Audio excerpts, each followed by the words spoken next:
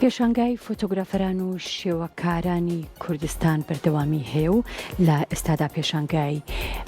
فۆتۆگرافی بەڵام کامۆش لەبیر ناکەین کرایەوە.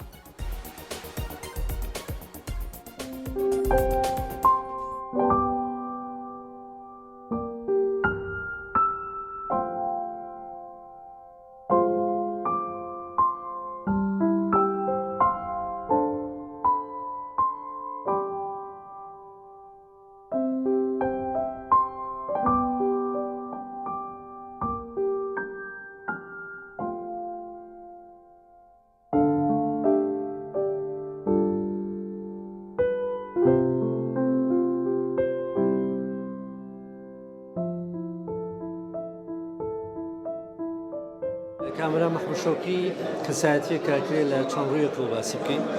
یەکێ لەو ڕوانەی کە گرنگە ژەوەیە کە یەکێکە لە فۆتۆگرافەرە زۆر باشەکان کە لە ساڵانی هەشتاکانەوە بە سەدان فۆتۆی لایە وەکو دۆکومنت لەسەر سروشتی کوردستان، لەسەر مناڵی کوردستان، لەسەر دیارنشینەکانی و سەرۆفتەکە هێشتا حکومەتی بەعستێکی نەیابوو. ئەکرێت هەموو ئەم فۆتۆیانە کە چەندان هەزار فۆتۆن بە سەرۆتێکی نیشتیمانی و سەرۆتێکی هونەری گەورە ناوزەندی بکەین.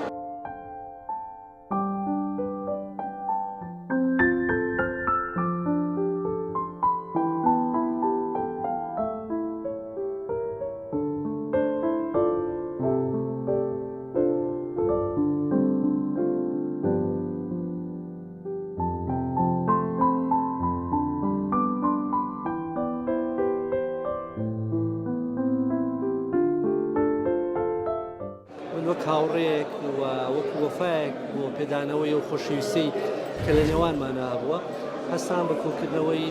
بەشێکی زۆر لە فۆتۆکانی کە دواتر لە ساڵی داهاتوە وەکو کتێبێک چاپ بکرێت. بەڵام لەم نامیلکە بچکۆلەیە هەندێک لە فۆتۆکانی تایە و سەرنج و خۆشەویستی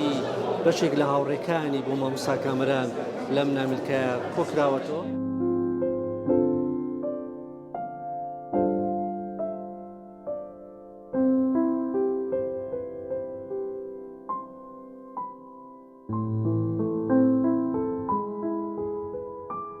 پێشانگای بەڵام کامۆش لەبیر ناکەین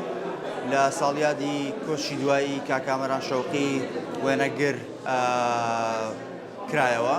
کە ئێمە وەکو ئاژانسی مێشۆگرافی بە ئەرشی سەرشانی خۆمانەزانین ئەو مێژووە گرنگە وێنەیە لە تەواوی کوردستان و بگرە تەنانەت عێراقیش لەبیر نەکەین دەکۆمنتی بکەین چونکە بەها و گرنگی وێنە لەلای ئێمە لە ئاستێکی ترایە و هێز و توانای وێنەکان کلتورەکەمانە پارێزین بەپێی ئەو توانایی کە هەمانە لە ئاژانسی مێشۆگرافی.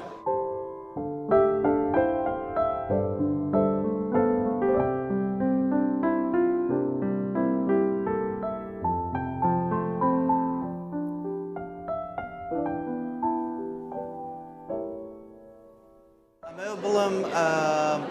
کە ئەم وێنانەی کامەران شەوقی کۆمەڵێک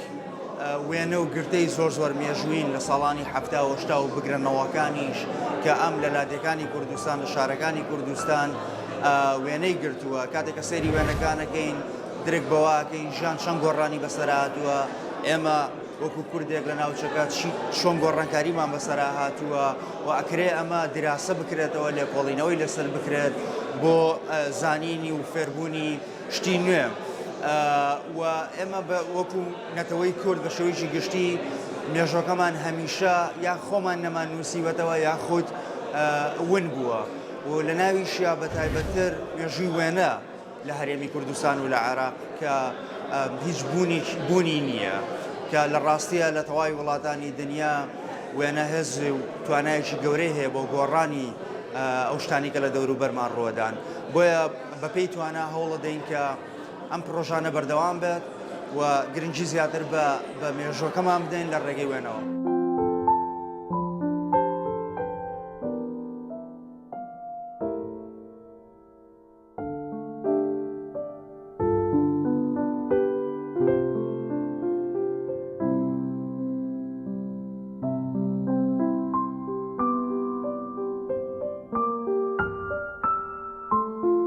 حتمما کامەران شەوقی کاتێک کە وێنەی گرتووە ئێمە ئێستا لێرە تەنیا ئەنجامەکانە بینین بەڵام من دڵنیام وەک فۆتۆگرافەرێک وەکو فۆتۆدیتەری مێترۆگرافیش درک بەوە ئەکەم کە بە ماندووبوونی زۆر ئەم وێنانە ژیراون تەنیا گرتەیەک نییە پەنجەیەک بنەی بە کامەرەکە وێنەکان بگری ئەمانە سەفەری دوور و درێژی بۆ کراوە بیرکردنەوەی لە پشتەوە بووە خوێندنەوەی زۆری بۆ کراوە بە بڕوای من وێنە ئەو کاتە گرنگە کە بە تەنیا شرکاندن نییە بە تەنیا دیمەنێکی جوان نییە بەڵکو شتێکمان پێ ئەڵەت کە ئێمە پێشتر نەمانزانیوە یاخود بیرمان شووەتەوە ڕاستیت بوێت تەکنۆلۆژیا بێگومان کاریگەریکی زۆر خراپی هەیە چونکە ئێمە کاتێکەسە تەلەفۆنەکانەوە سەری هەر وێنەیەکەکەین ڕاگوزەر بەستەریاتێ ئەپەڕین نامان وەستێنێت بەشێکی پەیوەندی بەوەیە کە ئێمە فۆتۆگرافەرەکانە بە جارێکی تر بە شێوازێکی تر بیر بکەینەوە سێری کاری فۆتۆگرافەرانی دنیا بکەین کە ئەوان چۆن کارەکەن و پێویستە گرنگی و قورسایی خۆی هەبێ وێنە تەنانەت پێش شرکاندنەکەش